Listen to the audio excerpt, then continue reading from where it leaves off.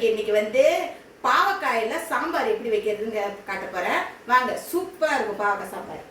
இந்த மாதிரி பாவக்காய் வாங்கிக்கிங்க. ஆனால் நீட்டு பாவக்காயை விட இந்த மாதிரி குட்டி குட்டியாக மெரி பாவக்காய் இருக்கும், அது வாங்கிக்கிங்க.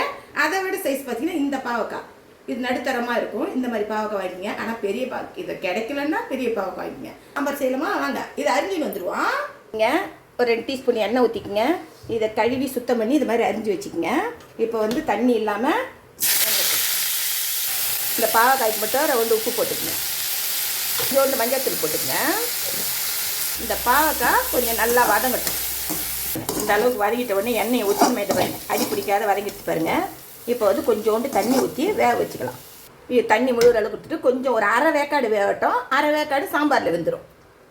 இதை பாருங்கள், இது மாதிரி ஒரு தட்டைப்பட்டு மூட்டிங்கன்னா இதை பாருங்கள், அதை நல்லா வெந்துடுச்சு பாருங்கள். உங்களுக்கு ஈஸியாக இருக்கிறதுக்கோசம் தான் நான் இப்படி காட்டுறேன், வேலை ஈஸியாக இருக்கும்.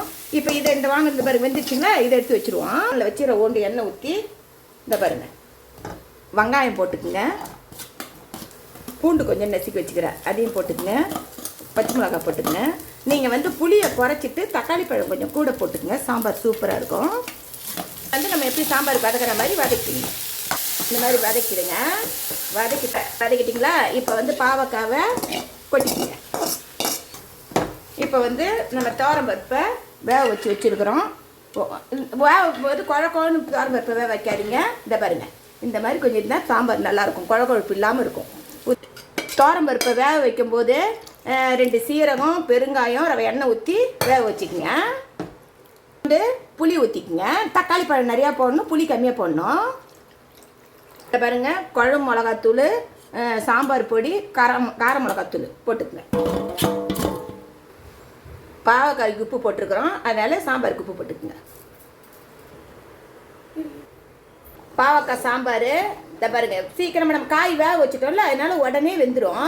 இங்கே பாருங்கள், சூப்பராக இருக்கும். ஆனால் இந்த சாம்பார் கொஞ்சம் கட்டியாக தான் வைக்கணும். தாளிக்கிறதுக்கு கொஞ்சோண்டு எண்ணெய் ஊற்றிக்குங்க. வெந்தயம், சீரகம், கடுகு, உளுத்தம் பருப்பு, ஒரு காஞ்ச மிளகாய் போட்டு தாளிச்சிக்கங்க.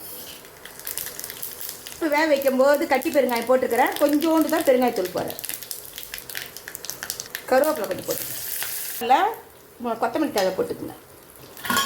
பல்ல எடுத்து தாளிப்பு ஊற்றிக்கங்க.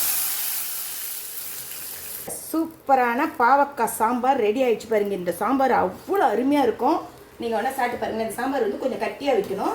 இதை பார்க்கும்போதே உங்களுக்கு தெரியும் பாருங்கள். இது பாருங்கள், சாம்பார் பாவக்காய் சாம்பார் அருமையாக இருக்குது பாருங்கள்.